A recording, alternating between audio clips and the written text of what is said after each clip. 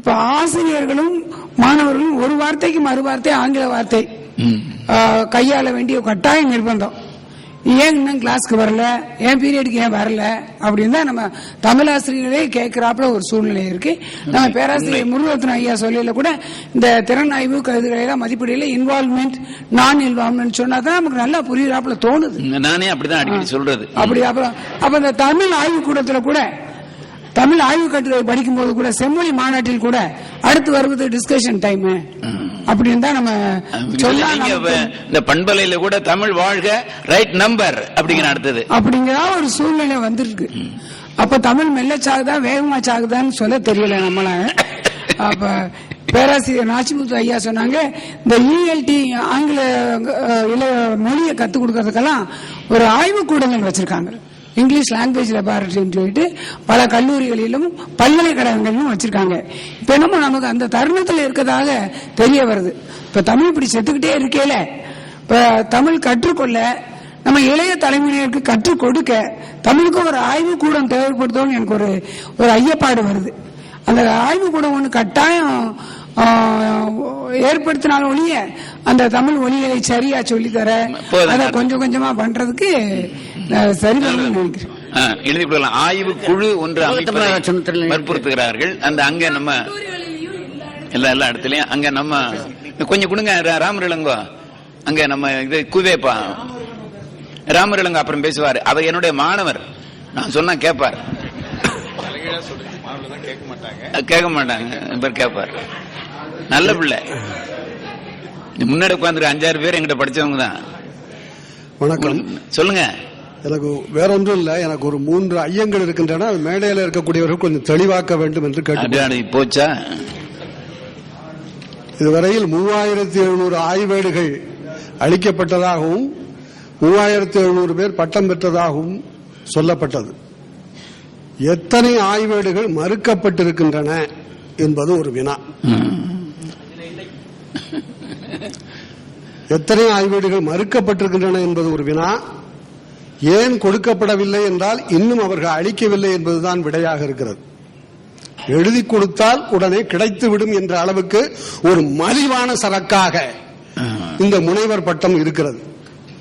இதனை திருத்துவதற்கு ஏதாவது நடவடிக்கை எடுக்க முடியுமா என்பதை எல்லா பல்கலைக்கழகங்களும், பிறகு முனைவர் பட்டத்திற்கு வழிகாட்டியாக இருப்பவர்களும் அந்த நிறுவனத்தின் தலைவர்களாக இருப்பவர்களும் அந்த ஆய்வேட்டில் கையெழுத்திடுகிற போது ஒரு சான்றிதழ் இருக்கிறது. ஆய்வேடு எழுதியவர் இதை நானே எழுதினேன் என்று சான்றளிக்கிறேன். அது 3 முறை எழுதியிருக்காரு. சத்தியமா இந்த ஏகாரத்திற்கு என்ன பொருள்? இது இப்படித்தான் இருக்கிறதா? எனக்கு தெரிய பெரிய செல்வாக்குடையவர்களுடைய வீட்டு பிள்ளைகள் எல்லாம் நானே எழுதினேன் என்பதை மனச்சான்றை தொட்டு சொல்வார்களா என்பது 2வது வினா. அது மரமலை சொல்றாரு, நானே என்பது வினாவின் உணர்த்தும். அடுத்தது 3வது வினா. முழு நேர ஆய்வு என்றால் 2 ஆண்டுகள், பகுதி நேர ஆய்வு என்றால் 3 ஆண்டுகள். ஆனால் உண்மையில் அவர்கள் எழுதுகின்ற காலம், அதற்கு செலவழித்த காலம் எத்தனை நாட்கள் அல்லது மணிகள் என்பதை வரையறுக்க முடியுமா? அதே போல ஆய்வேட்டை திருத்துகிறவர்கள் அவர்களுக்கு வலி மிகுகின்ற இடங்கள் எவை? ஆய்வேட்டை திருத்துகிறவர்களுக்கு வலி மிகுகின்ற இடங்கள், அது உண்மையில் வலி மிகும் இடம்தான்.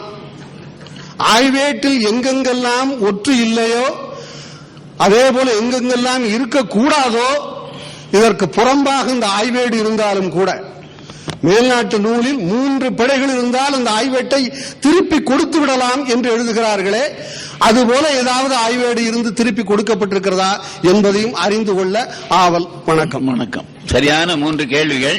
இதை விடை சொல்ல முடியாது. கொஞ்சம் சுருக்கம். என்னுடைய உரைக்கு உங்களுடைய உரை பின்னிணைப்பு அப்பெண்டிக்ஸ். நல்லது.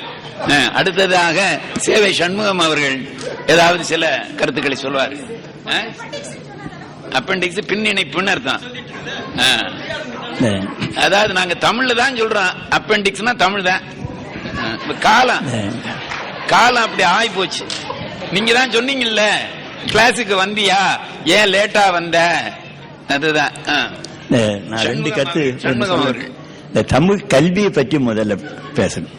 நாச்சிமுத்தனமா எல்லாம் சொன்னார். தமிழ் கல்வி நான் யார் தமிழ் கல்வி தமிழ் ஆய்வு ரெண்டையும் வேறுபடுத்தணும்னு நான் நினைக்கிறேன். தமிழ் கல்வியிலேயே பல ஐயங்கள் அல்லது அதை பற்றிய சில குறை நிறைகள். இப்ப விளையாட்டு சொல்லணும்னா இப்ப திருக்குறளை நாம ஹைஸ்கூல்ல சொல்ற மாணவர் இதுக்கும் எம்ஏல திருக்குறள் சொல்றதுக்கு நம்ம என்ன வேறுபடுத்துறோம்? இப்ப கேள்வி எல்லாம் பெரும்பாலும் அதான் அதுல என்ன சொன்னார் இந்த பொழிப்புரைதான் கேள்விகள். அதனால அடிப்படையாக நான் நினைப்பது தமிழ் கல்வியை பற்றியும் நாம் சிந்திக்க வேண்டும். அடுத்ததான் சொல்ற ஆய்வு பற்றியும். இந்த ஆய்வுல நம்ம அவங்க சொன்னாங்க ரெண்டு விதம். ஒன்று நம்ம வெளிநாட்டார் தமிழை பற்றி என்ன செய்கிறார்கள், நாம என்ன செய்கிறோம்ங்கிறது. பெரும்பாலான வெளிநாட்டு ஆராய்ச்சிகள் நம்ம தமிழ் செய்யற ஆராய்ச்சி அதிகமாக கண்டுகொள்வதில்லை. அதுக்கு பல காரணம் இருக்கும். நிறைய சில அவர்கள் சிலதெல்லாம் படிச்சா அது நல்லா இல்லை அப்படிங்கிற மாதிரி ஓவராலா ஒதுக்கிறது மாதிரி இருக்குது. ஆனா அதுக்கு தான் இந்த அடிக்கடி இப்போ சொல்கிற ஒரு கருத்து, தமிழ் அந்த ரிசர்ச் கவுன்சில்ங்கிறது ஒண்ணு ரொம்ப அடிப்படையாக ஒன்று செய்யணும். அப்படி சொன்னா நம்ம கூவேப்பா சொன்னது சரியா வந்துடும். இல்ல அது நான் சொல்ல விரும்பல. அதை பற்றி அதனுடைய கருத்து வேற, நான் சொல்லல. இதெல்லாம் நீ எழுதி அனுப்ப, நான் சொல்ல அது வேற. இது நான் சொல்றது வேற விஷயம் நான் நினைக்கிறேன். நான் கல்வியை பற்றி தமிழ் கல்வியை பற்றி நாம் இன்னும் கொஞ்சம் ஆழமாக சிந்திக்க வேண்டும். அடுத்ததுதான் ஆய்வை பற்றி அதோட சேர்ந்தது. அதே நம்ம ஓவர்லுக் பண்றதால சில செய்திகள் வருதுங்கிறது நான் நினைக்கிறேன். அப்புறம் ஆய்வு பற்றி நீங்க சொன்ன பல்வேறு இது இருக்கிறது இல்ல, அதை பற்றி பல்வேறு நீங்க இந்த மல்டி டிசிப்ளினரியா பண்றது ஒண்ணு சொல்றோம், ஹிஸ்டாரிக்கலா பண்றதுன்னு சொல்றோம். அவர் சார் சொல்ற மாதிரி ஆனா வாராரும் கொஞ்சம் முயற்சி பண்ணிருக்காங்க. ஆனா கோஆர்டினேஷன் குறைவு நான் நினைக்கிறேன். அந்த கோஆர்டினேஷனுக்கும் நாம முயற்சி செய்யணும்னு சொல்லி நான் அப்புறம் நீங்க ராமர் இளங்கோ வாங்க. அப்புறம் அங்க போய் கோச்சுக்கு போறாரு. சொல்லுங்க, தமிழ் நல்லா இருக்கும்னு சொல்லுங்க. அனைவருக்கும் வணக்கம். பேருந்து